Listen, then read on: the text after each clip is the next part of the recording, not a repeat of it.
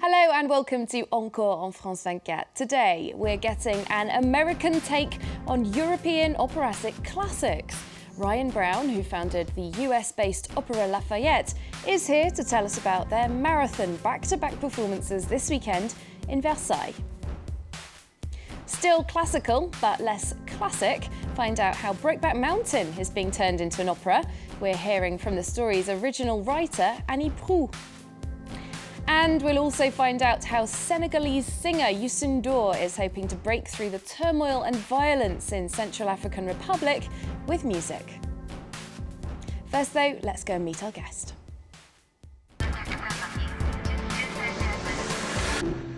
Hello there, Ryan. Hi. Very nice to meet you. Thank you very much. Thank you for being here with us, and thank you, of course, for tuning in. Now, Ryan is a musician turned conductor who decided to found his own opera company, as you do, almost 2 decades ago now. Now, Opera Lafayette is particularly interested in 18th century French classics. The company is here in France as they prepare for an unusual feat of musical endurance, performing 2 operas back-to-back on the same night, 2 nights in a row. Ryan, that sounds like a very sportsman-like feat. Are your singers limbered up and ready? Oh, I think we're ready. We do 1 in the afternoon and 1 in the evening on each day. Okay, well, it certainly sounds like an intense and unusual experience. Let's give the viewers a preview. This is a clip of one of the operas, Les Femmes, Vengées.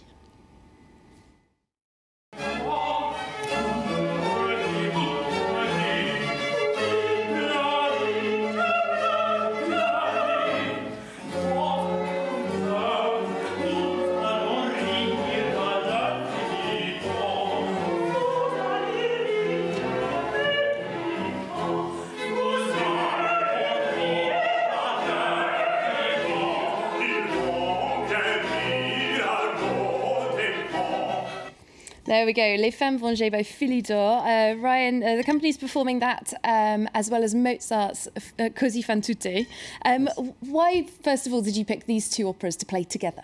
Well, the Les Femmes Vengées has a mirror image plot to Cosi. So whereas in Cosi, the men are kind of playing the tricks on the women, in Les Femmes Vengées, the women get to play the tricks on the men. Ah, okay, excellent. And you're actually using, it's the same cast members, the same singers, and they're taking on characters that sort of mirror in each opera. Exactly. The characters are young and in love, 18 years old in Cosi, and they're maybe 10 years older and married in Les Femmes Vengées. So it's almost like Philidor and Mozart got together and worked this out together, but of course they didn't. Well, we don't know for sure. Mozart might have seen the Philidor when he was in Paris. We just don't know for sure. Okay, it's really interesting. Now, I mentioned how you focus on French operas, particularly 18th century.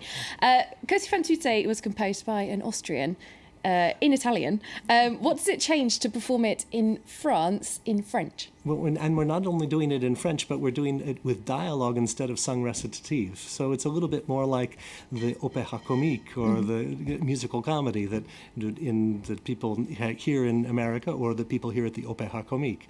And I think it's very exciting for us. It makes it much more direct, I think, for the French. Yeah, definitely, and it's nice to put your own spin probably on something that's so classic and so well performed. Now, I know that your company is particularly interested in creating a legacy, a recorded legacy of some of these pieces, perhaps more the Philidor than the Cosi fan tutte. Right, exactly. Because is that because you feel that there's sort of the blockbuster operas, the Butterflies and all those kinds of things, the La Bohèmes are getting a bit too much play, and the others not enough? They're getting plenty of play. And there are these wonderful operas which haven't yet been recorded and haven't yet been seen. If you go to the opera comique, right, you look at the ceiling, you'll see right next to Mozart, you'll see Monsigny, and yet nobody's heard Monsigny's work, so we've recorded 2 of them, and now Philidor as well. So you're an ambassador for these composers who are less heard. So that's good.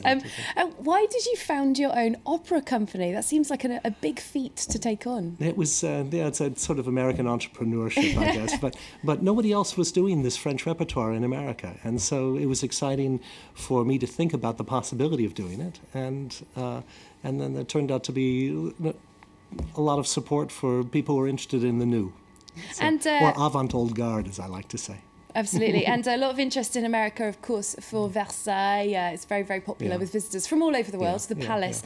You're performing at the Opera Versailles. What does it bring to the performance to play it there? Well, it's an amazing and wonderful place to play. We were here 2 years ago with a piece, and we got to perform on the décor that was used, commissioned by Marie Antoinette, and on which she performed an opera 2 years ago.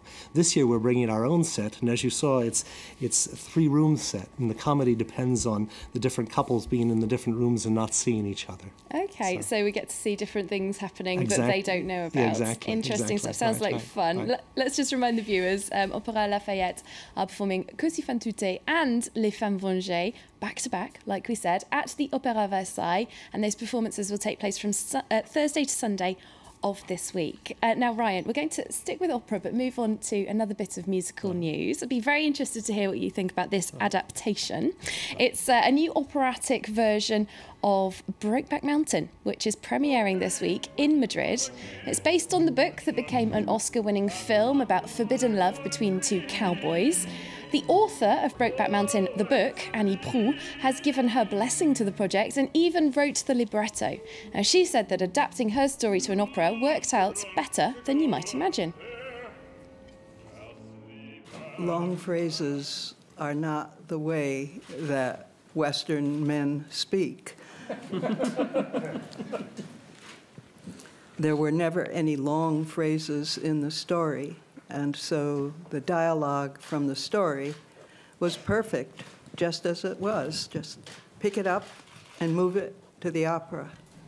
Now, Ryan, as an American who's very much involved in opera, would you be interested to see this? Oh, yeah, I think it's a wonderful idea. I mean, we saw the movie and it made a very big impression in America. And of course, gay marriage is a huge issue right now. Absolutely. And different states are doing it.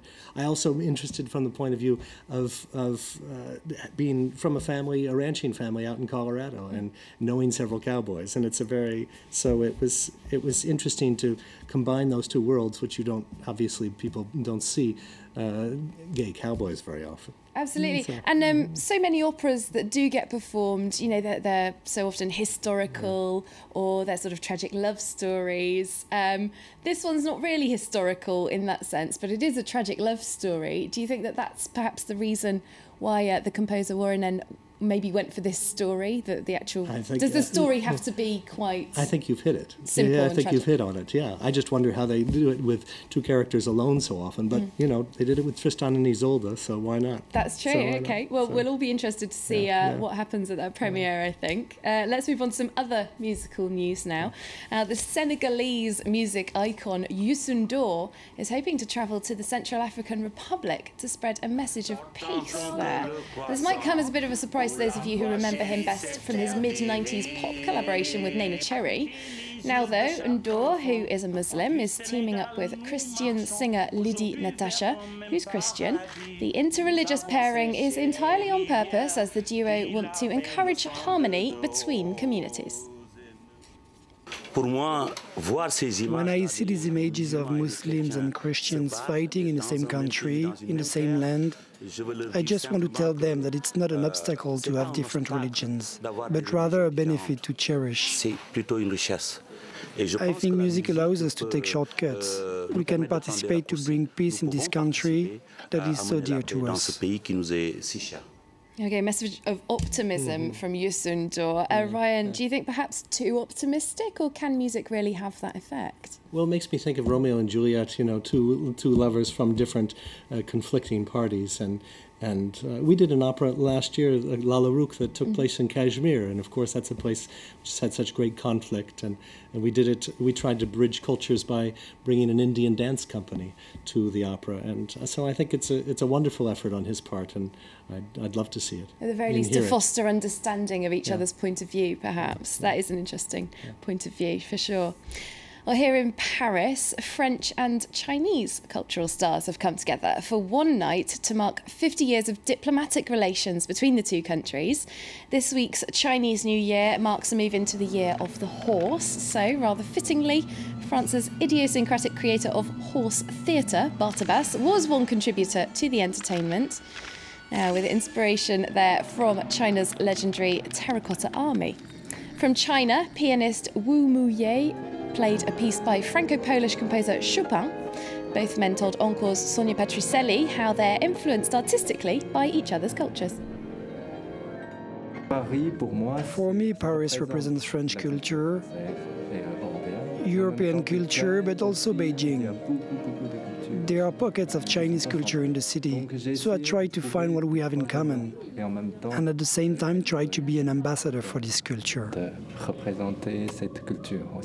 It's an image that really struck me, even in my youth, because we found the tomb of an entire Chinese army in clay. And through this very sacred image of frozen people that we made move first a little bit and then gradually more frenetically, we symbolise how we live today, how life is accelerated worldwide. There we go. Well, that is just about all we have time for on today's show. Ryan, thanks very much for coming to see us. Thank you. And best of luck with those marathon operas that you're putting on. Thanks to you at home as well, of course, for watching our programme. Do keep in touch with the Encore team via our social networks. You can also follow me on Twitter at @CatInParis. We're going to leave you with more from the spectacular night of Franco-Chinese entertainment in Paris. So until next time, it's bye for now.